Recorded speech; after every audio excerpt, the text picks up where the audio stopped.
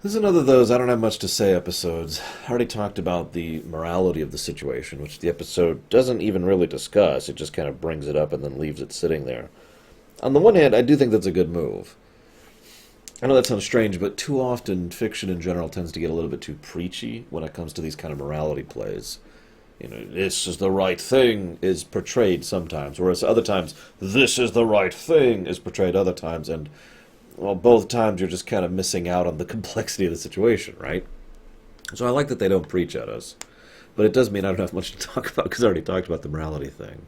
I do find it funny that Saw is so dismissive of Mon Mothma. Oh, do you want to go play her, do her errands? Yeah, Saw, I hate to break it to you, but her errand would have given the rebels a massive boost in this sector. But of course, as we see throughout the episode, and credit to Forrest Whitaker, he just sounds more and more and more unhinged as he goes throughout this episode. As he's got to find it. It's got to figure out what they're building. It's got to be here. It's actually interesting looking at this from the perspective of someone who knows, who's seen Rogue One and, of course, knows Star Wars. Because he's right, they are building the Death Star. And all the pieces kind of line up. All the prisoners here are people they took to work on the Death Star. They offered them the job first, and when they declined, they kidnapped them. Not the smartest methodology, but the hell do I know? Also, I like the Death Troopers or whatever they're actually calling them in this reality. The black troopers who actually the black armored troopers are actually competent. And of course, the name drop of Krennic. Obviously, by this point, they were deliberately going out of their way to try and coordinate with the events of Rogue One, ignoring the obvious fact that the Rogue One writer was involved now. This was after Rogue One had already gone live, so they were starting to tie in some of the pieces into the film, which at this point was already in theaters.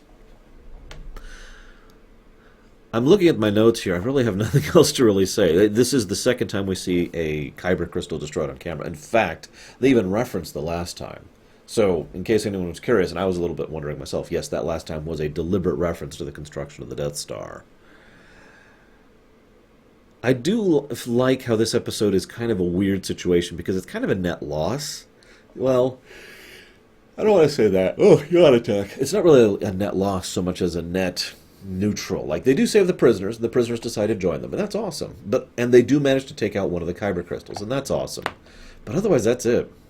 They don't really learn much more. The only little tidbit of info they get is that there's something going on Jeddah, and that's what Saw's going to head up, so he's going to go deal with that from now on. I was debating bringing up the morality play thing again, but I've already talked about that. I am looking forward to seeing your guys' comments on the last episode. For this one, I'm just going to go ahead and cut this off, and I'll see you next time.